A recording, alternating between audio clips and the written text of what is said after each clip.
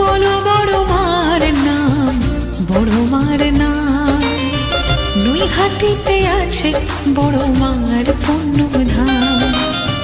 বড় বড় মার নাম, বড় মার নাম, নৈহাটিতে আছে বড় মার পুণ্যধাম। বড় মার নামে বিপদ কাটে, কাটে যে দুর্ভোগ। বড় মার নামে সুখ আসে, মুক্তি পায় সব রোগ। তাই বলে গে যাও বড় মার জয় গান। জয় জয় জয় বড় মার জয়, জয় জয় জয় বড় মার জয় জয়। ভালোবাসা ভালোবাসা ভালোবাসা ভালোবাসা ভালোবাসা।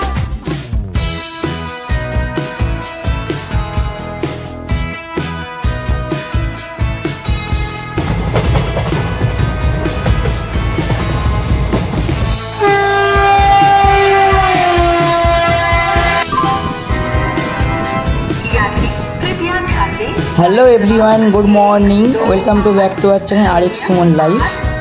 আবার চলে এসেছি তোমাদের সামনে নতুন একটি ব্লগ শেয়ার করতে। আজ যাচ্ছে আমরা নৈহাটি বড় মা। আজ আমরা জানবো নৈহাটি মায়ের বড় মার নামটা কি করে আসলো, এখানে কি মাকে সত্যিই কিছু চাইলে কি পাওয়া যায়। আমরা উলুবেড়িয়া থেকে 15 টাকা করে টিকিট উলুবেড়িয়া টু নৈহাটি কেটে নিয়ে বেরিয়ে পড়লাম নৈহাটি মায়ের উদ্দেশ্যে। হাওড়া থেকে 15 টাকার টিকিট বাসে করে আমরা পৌঁছালাম শিয়ালদায়। শিয়ালদাতে এসে 4 নম্বর প্ল্যাটফর্ম থেকে আমরা ট্রেন ধরে নৈহাটি জংশনের উদ্দেশ্যে রওনা দিলাম প্রাকৃতিক সৌন্দর্য দেখতে দেখতে। আমরা অ্যাট লাস্ট পৌঁছে গেলাম নৈহাটি জংশন। আমাদের ট্রেনে সময় লাগলো প্রায় 1 ঘন্টা। ইউটিউবে আমার কিছু সাবস্ক্রাইবার বন্ধুদের রিকোয়েস্টে আজ আমরা বড় মার ব্লগ করতে যাচ্ছি। তোমরা কে কে বড় মাকে ভালোবাসো সবাই কমেন্ট সেকশনে গিয়ে অবশ্যই বড় মার নামটা লিখে এসো। স্টেশন থেকে 1 নম্বর প্ল্যাটফর্ম থেকে নিচে নেমে ডান দিক ধরে 5 মিনিট হাঁটলেই আপনি বড় মার কাছে পৌঁছে যাবেন। এখানে মা কালীর উচ্চতা প্রায় 21 ফুট। নৈহাটির অরবিন্দ রোডের ধর্মশালার বড় ঠাকুরকেই স্থানীয় বাসিন্দারা বড় মা বলে ডাকেন। হ্যাঁ, ঠিকই শুনেছেন, নৈহাটির বড়মা নামেই এই 14 হাত কালী মা পূজিত হন। শোনা যায় আজ থেকে প্রায় 95 বছর আগে সূচনা হয়েছিল এই পুজোর। শুধুমাত্র উচ্চতাতেও নয়, মাহাত্ম্যেতেও বিশাল এই নৈহাটির বড়মা। ধর্ম হোক যার যার, বড়মা সবার, এই মন্ত্রে পূজিতা হয় নৈহাটির বড়মা। আমরা এই নৈহাটির গঙ্গাতে স্নান করে এবার পুজো দেওয়ার উদ্দেশ্যে রওনা দেব। কিভাবে শুরু হয়েছিল এই বড় মার পুজো, সেই উত্তর জানতে গেলে আমাদের পিছিয়ে যেতে হবে অনেকগুলো বছর আগে। আজ থেকে প্রায় 90 বছর আগে স্বর্গীয় ভবেশ চক্রবর্তী ও তার 4 বন্ধু মিলে ভাঙা রাস দেখতে গিয়েছিলেন। আর সেখানে গিয়ে রাধাকৃষ্ণের বিশাল আকার মূর্তি দেখে তারা অত্যন্ত বিস্মিত হয়ে যান। সেখান থেকেই নৈহাটির রক্ষাকালীর ছোট মূর্তিকে বিশাল আকার দেওয়ার জন্যে ভবেশবাবুর মাথায় খেলতে শুরু করে।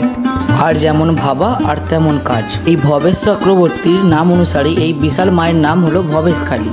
প্রাথমিকভাবে এই বিশাল আকার কালী মূর্তি স্থানীয় বাসিন্দাদের কাছে বড়মা নামে পরিচিত লাভ করে।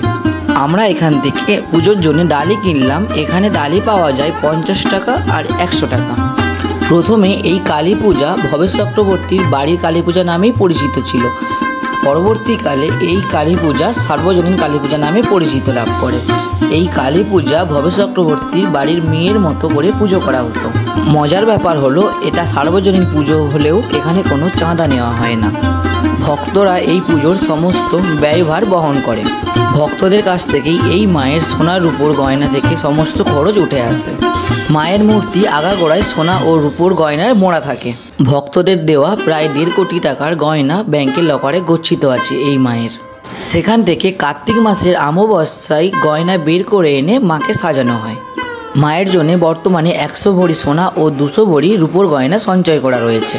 বিসর্জনের আগে মায়ের সেই গহনা খুলে নিয়ে ফুলের গহনা দিয়ে সাজিয়ে মাকে বিসর্জন করা হয়। বছরের পর বছর ভক্তরা নিজেদের মনের বাসনা নিয়ে এই মায়ের কাছে আসেন, মানসিকও করেন এবং দণ্ডিও কাটেন। কোজাগরী পূর্ণিমার দিন থেকেই কাঠামো পুজো উপলক্ষেই পুজো শুরু করা হয়।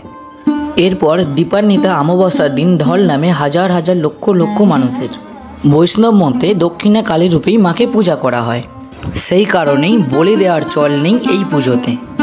দুর্গাপুজোর মতো 5 দিন ধরে হই হই করে আনন্দ করে এই উৎসব পালিত করা হয়।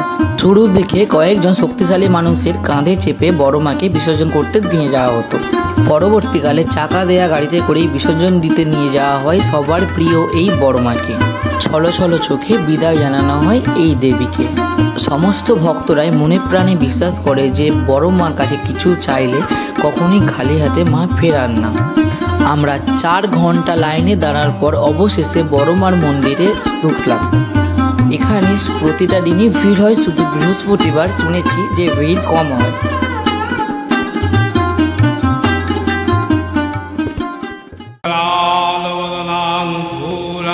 मुक्तकेशिं चतुर्भुजं कालिकं दक्षिणां दिव्यं मण्डमालाविभूषितं सद्यश्चिन्नशीलः खड्गवामार्धोर्ध्वकराम्बुजम् अभयं वरदं चैव दक्षिणोद्धार्धपाणिकं महामेघो प्रभां श्यामं तथा चैव दिगम्बरिं कण्ठावशक्तो मुण्डाली गलारूधिरो বলো বড় মার নাম, বড় মার নাম, নৈহাটিতে আছে বড় মার পুণ্যধাম। বলো বড় মার নাম, বড় মার নাম, নৈহাটিতে আছে বড় মার পুণ্যধাম। বড় মার নামে বিপদ কাটে, কাটে যে দুর্ভোগ। বড় মার নামে সুখ আসে, মুক্তি পায় সব রোগ।